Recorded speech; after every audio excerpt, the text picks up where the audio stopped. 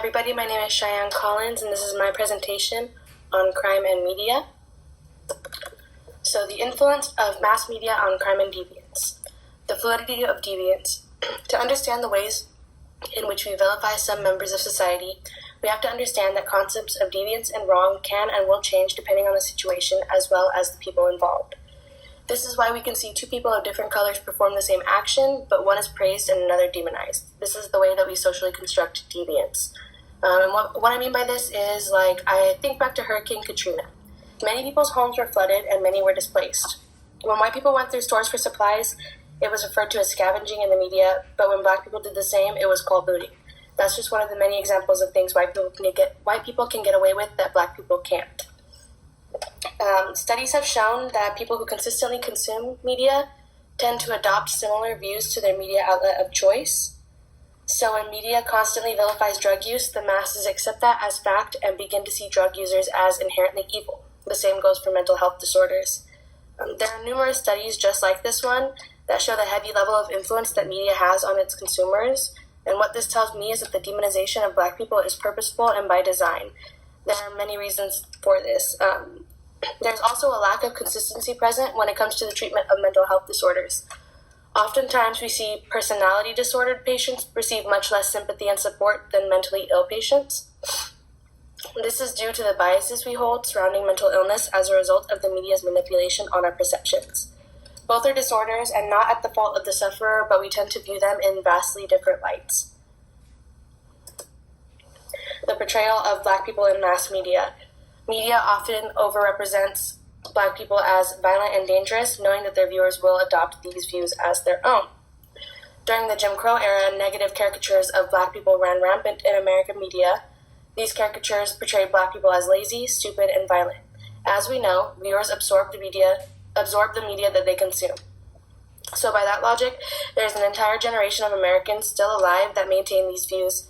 Subconscious or not, on some level, they believe that black people are inferior. Those thoughts and ideals trickle down through generations and are reinforced by the current media representation of black people. Movies such as Losing Isaiah, starring Halle Berry, exaggerate the stereotypes of black people, black women, specifically black women on drugs, creating a negative stereotype. When you see a white woman on TV doing drugs, it's often in a club or a luxury space, creating the idea that black addicts are mean, aggressive, and violent, while white drug addicts are just looking for a good time. There are gender-specific consequences to media portrayal as well. White women are rarely tested for drugs, while men tend to have fewer consequences for drug use. And this leaves black women to face the harshest repercussions, as they often do for the same crime. Mass media and fear-mongering. Concepts of violence are fluid, and some formulated by the media, like ethnocentrism and egocentrism. Both of these concepts have much to do with the way we view people outside of our norm. A person can perform an action that, relative to their culture, is normal, but an outsider may demonize the action because of their personal or cultural bias. For example, when a person from the suburbs sees two men fighting, they might feel scared or even call the police. However, a person from a poor neighborhood would likely view it as normal and go about their day. This is all part of our perceptions of violence in accordance with our own personal or societal norms. Within drug-using communities, the same logic applies. And this goes hand in hand with the social construction of violence. Violent behavior is dependent upon the situation at hand as well as who's involved and what that culture views as violent. Some behavior that is normal to me may seem violent to you and vice versa.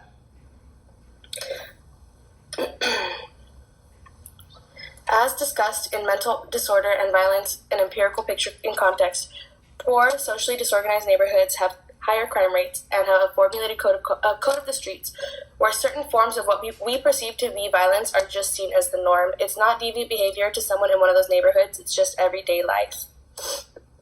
And mass media often exacerbates the fears of the public. Liska and Bacalini reported that the newspaper coverage of local homicide is associated with increase of fear. In addition, research on stereotyping in the United States reveals persistent racial prejudice among whites, particularly regarding the characterization of blacks as violent and aggressive. These beliefs have been found to manifest in a heightened fear among whites of victimization at the hands of racial minorities, specifically young black males.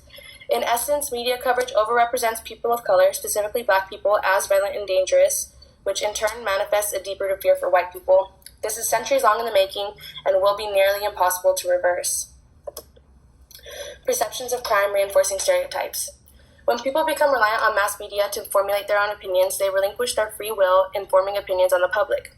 Research by Linegar and his associates found that Caucasians gave significantly higher estimates of how much crime is committed by non-Caucasians than non-Caucasians.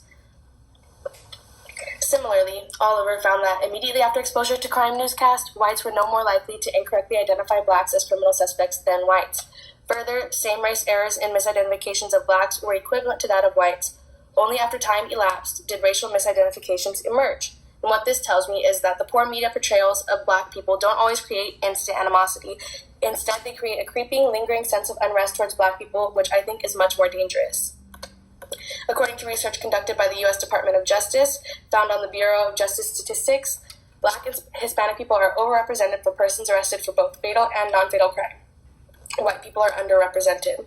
This research proves that the media's constant negative portrayal of Black people has fostered an environment of the continuous demonization of Black people.